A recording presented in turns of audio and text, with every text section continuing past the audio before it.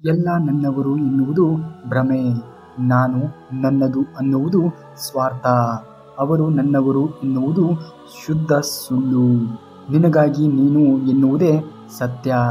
ಯಾರಿಂದಲೂ ಏನನ್ನೂ ಕೂಡ ಬಯಸದೇ ಇರುವುದೇ ಸೌಖ್ಯ. ಒಬ್ಬ ದುಷ್ಟ ಕೆಟ್ಟದ್ದಾಗಿ ಗೌರವವಿಲ್ಲದೆ ಮಾತನಾಡುತ್ತಿದ್ದಾನೆ ಎಂದರೆ ಆತ ಅಂತರಂಗದಲ್ಲಿ ತುಂಬ ಭಯಭೀತನಾಗಿದ್ದಾನೆ ಎಂದರ್ಥ.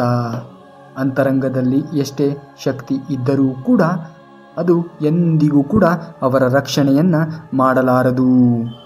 ಏಕೆಂದರೆ ಅವರಿಗೆ ತಮ್ಮ ಶಕ್ತಿಯ ಬಗ್ಗೆ ಆತ್ಮವಿಶ್ವಾಸ ಇರುವುದಿಲ್ಲ. ಒಣಗಿರುವ ಹೂವನ್ನು ನೋಡಿ ಅರಳಿರುವಂತಹ ಹೂವು ನಗಬಹುದು, ಆದರೆ ಅದು ಶಾಶ್ವತವಲ್ಲ. ಅದಕ್ಕೂ ಬಾಡುವ ಸಮಯ ಬಂದೇ ಬರುತ್ತದೆ. ಅಹಂಕಾರದ ಕೂಗು ತಾತ್ಕಾಲಿಕ ಅಷ್ಟೇ. ಪ್ರತಿದಿನವೂ ಒಳ್ಳೆಯ ದಿನ ಆಗಲಾರದು ನಿಜ, ಆದರೆ ಪ್ರತಿದಿನವೂ ಕೂಡ ಒಂದಲ್ಲ ಒಂದು ಒಳ್ಳೆಯದು ಖಂಡಿತ ಇದ್ದೇ ಇರುತ್ತದೆ. ಹೀಗಾಗಿ ಆ ದಿನ ಹಾಳು ಒಳ್ಳೆಯದು ಎಂಬ ಭಾವನೆ ಬೇಡ. ಕಷ್ಟಗಳು ಮನುಷ್ಯನಿಗೆ ಬಾರದೆ ಮರಕ್ಕೆ ಬರುತ್ತದೆಯೇ? ದೇವರು ಕಷ್ಟಗಳ ಜೊತೆಗೆ ಅದನ್ನು ಬಗೆಹರಿಸಿಕೊಳ್ಳುವಂತಹ ಶಕ್ತಿ ಸಾಮರ್ಥ್ಯವನ್ನು ಕೂಡ ಕೊಟ್ಟಿರುತ್ತಾನೆ. ಹಾಗಿದ್ದ ಮೇಲೆ ಅಳುತ್ತಾ ಕೂರುವುದರಲ್ಲಿ ಯಾವ ಅರ್ಥವೂ ಕೂಡ ಇರುವುದಿಲ್ಲ. ಧೈರ್ಯದಿಂದ ಕಷ್ಟಗಳನ್ನು ಮೆಟ್ಟಿ ನಿಂತರೆ ಸಮಸ್ಯೆಗಳು ತಾವಾಗಿಯೇ ದೂರವಾಗುತ್ತದೆ. ಕೇವಲ ದೇವರನ್ನು ಪೂಜಿಸುವುದರಿಂದ ಪುಣ್ಯ ಬರುವುದಿಲ್ಲ. ಉತ್ತಮ ಬುದ್ಧಿ, ಉತ್ತಮ ಯೋಚನೆ, ಉತ್ತಮ ಕೆಲಸ, ಉತ್ತಮ ಮಾತು, ಉತ್ತಮ ವರ್ತನೆ, ಕರುಣೆ, ಅಹಿಂಸೆಯಿಂದ ಪುಣ್ಯ ಸಿಗುತ್ತದೆ. ಮುಂಬರುವ ಜನ್ಮಕ್ಕೆ ಈ ಜನ್ಮವೇ ಬುನಾದಿಯಾಗಿರುವುದು ನಿಜ. ಎಲ್ಲ ಸಮಸ್ಯೆಗಳು ಹಣದಿಂದ ಮಾತ್ರ ಪರಿಹಾರವಾಗುತ್ತದೆ ಎನ್ನುವುದು ಮೂರ್ಖತನ. ಹಣ ಕೇವಲ ವ್ಯಾವಹಾರಿಕ ಸಮಸ್ಯೆಗಳಿಗೆ ಮಾತ್ರ ಪರಿಹಾರವನ್ನು ನೀಡಬಹುದು. ಆದರೆ ಭಾವನಾತ್ಮಕ ಸಮಸ್ಯೆಗಳಿಗೆ ಪರಿಹಾರ ಕಂಡುಕೊಳ್ಳಲು ಒಳ್ಳೆಯ ಗುಣ ಇರುವುದು ತುಂಬಾ ಅವಶ್ಯಕ. ಅತಿ ದೊಡ್ಡ ಸಂಪತ್ತು ಎಂದರೆ ಜ್ಞಾನ. ಬಲವಾದ ಆಯುಧವೆಂದರೆ ತಾಳ್ಮೆ.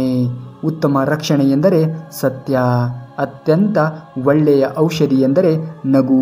ವಿಸ್ಮಯವೇನೆಂದರೆ ಇವೆಲ್ಲವೂ ಕೂಡ ಪ್ರಪಂಚದಲ್ಲಿ ದುಡ್ಡಿಲ್ಲದೆ ಸುಲಭವಾಗಿ ಸಿಗುವಂಥದ್ದು. ಹೊರಗಿನ ಅಲಂಕಾರಕ್ಕಿಂತ ಒಳಗಿರುವ ಗುಣ ಮುಖ್ಯ. ವಿಷ ತುಂಬಿದ ಚಿನ್ನದ ಪಾತ್ರೆಗಿಂತ ಜೇನು ತುಂಬಿದ ಮಣ್ಣಿನ ಮಡಕೆಗೆ ಹೆಚ್ಚು ಮೌಲ್ಯಯುತವಾಗಿರುತ್ತದೆ. ಯಾರಲ್ಲಿ ಕೋಪ ಮತ್ತು ಅಹಂಕಾರಗಳೆಂಬ ಎರಡು ಗುಣಗಳಿರುತ್ತದೆಯೋ ಅವರಿಗೆ ಶತ್ರುಗಳ ಅವಶ್ಯಕತೆ ಇರುವುದಿಲ್ಲ. ಅವರನ್ನು ನಾಶ ಮಾಡಲು ಆ ಎರಡು ಗುಣಗಳೇ ಸಾಕು. ಒಮ್ಮೆ ನಾರದರು ಶ್ರೀಕೃಷ್ಣನಲ್ಲಿ ಕೇಳಿದರಂತೆ, ಈ ಪ್ರಪಂಚದಲ್ಲಿ ಎಲ್ಲರೂ ಕೂಡ ದುಃಖಿಗಳಾಗಿದ್ದಾರೆ ಯಾಕೆ ಎಂದು. ಆಗ ಶ್ರೀಕೃಷ್ಣನು ಮುಗುಳ್ನಗುತ್ತಾ ಹೇಳಿದರಂತೆ, ಸುಖ ಎಲ್ಲರ ಬಳಿಯೂ ಇದೆ, ಆದರೆ ಎಲ್ಲರೂ ಕೂಡ ಇನ್ನೊಬ್ಬರ ಸಂತೋಷದಿಂದ ದುಃಖಿಗಳಾಗಿದ್ದಾರೆ ಅಷ್ಟೇ ಎಂದು. ನೀವು ಏಕೆ ಅನಗತ್ಯವಾಗಿ ಚಿಂತಿಸುತ್ತೀರಿ? ಯಾರಿಗಾಗಿಯೂ ಕೂಡ ಏಕೆ ಹೆದರುತ್ತೀರಿ? ಯಾರು ನಿಮ್ಮನ್ನು ಕೊಲ್ಲಲು ಸಾಧ್ಯ? ಅಂತಿಮವಾಗಿ ಆತ್ಮವು ಹುಟ್ಟುತ್ತದೆ ಅಥವಾ ಸಾಯುತ್ತದೆ ಅಷ್ಟೇ ಅಲ್ಲವೇ? ಬೇರೆಯವರು ನಿಮ್ಮನ್ನು ತಪ್ಪಾಗಿ ತಿಳಿದುಕೊಳ್ಳುತ್ತಾರೆ ಎಂದು ನೊಂದಿಕೊಳ್ಳಬೇಡಿ.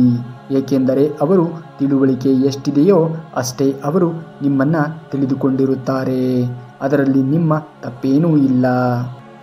ಮನಸ್ಸಿಟ್ಟು ಕಲಿತ ಅಕ್ಷರ, ಮೈ ಬಗ್ಗಿಸಿ ದುಡಿದು ತಿನ್ನುವ ಅನ್ನ, ಕಷ್ಟಪಟ್ಟು ಗಳಿಸಿದ ಸಂಪಾದನೆ, ಇಷ್ಟಪಟ್ಟು ಮಾಡುವ ದೈವಭಕ್ತಿ ಯಾರನ್ನೂ ಯಾವತ್ತಿಗೂ ಕೂಡ ಕೈ ಬಿಡುವುದಿಲ್ಲ. ಮನುಷ್ಯರ ನ್ಯಾಯಾಲಯದಲ್ಲಿ ಸಾಕ್ಷಿ ಮುಖ್ಯ, ಆದರೆ ದೇವರ ನ್ಯಾಯಾಲಯದಲ್ಲಿ ಸಾಕ್ಷಿಗಿಂತ ಸತ್ಯ ಮುಖ್ಯ.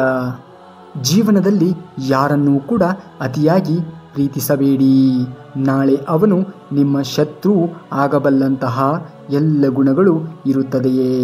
ಹಾಗೆಯೇ ಯಾರನ್ನೂ ಕೂಡ ಅತಿಯಾಗಿ ದ್ವೇಷಿಸಬೇಡಿ. ನಾಳೆ ಅವನು ನಿಮ್ಮ ಮಿತ್ರನಾಗಬಲ್ಲ ಎಲ್ಲ ಗುಣಗಳು ಇರುತ್ತದೆ. ಜಗತ್ತಿನಲ್ಲಿ ಕಾಲಕ್ಕೆ ತಕ್ಕಂತೆ ಬದಲಾಗುವುದನ್ನು ಕಲಿಯಬೇಕು. ಜಗತ್ತಿನಲ್ಲಿ ಕಾಲಕ್ಕಿಂತ ಶಕ್ತಿಶಾಲಿಯಾದ ಆಯುಧ ಮತ್ತೊಂದಿಲ್ಲ. ಪರಿವರ್ತನೆಯೇ ಜಗದ ನಿಯಮ. ಇನ್ನು ಇದೇ ರೀತಿಯಾಗಿರುವಂತಹ ಮಾಹಿತಿಗಳಿಗಾಗಿ ತಪ್ಪದೇ ನಮ್ಮ ಚಾನಲ್ನ ಸಬ್ಸ್ಕ್ರೈಬ್ ಮಾಡ್ಕೊಳ್ಳಿ. ಮುಂದಿನ ವಿಡಿಯೋದಲ್ಲಿ ಸಿಗುವವರೆಗೂ ಧನ್ಯವಾದ. ಕರುನಾಡಿಗೆ.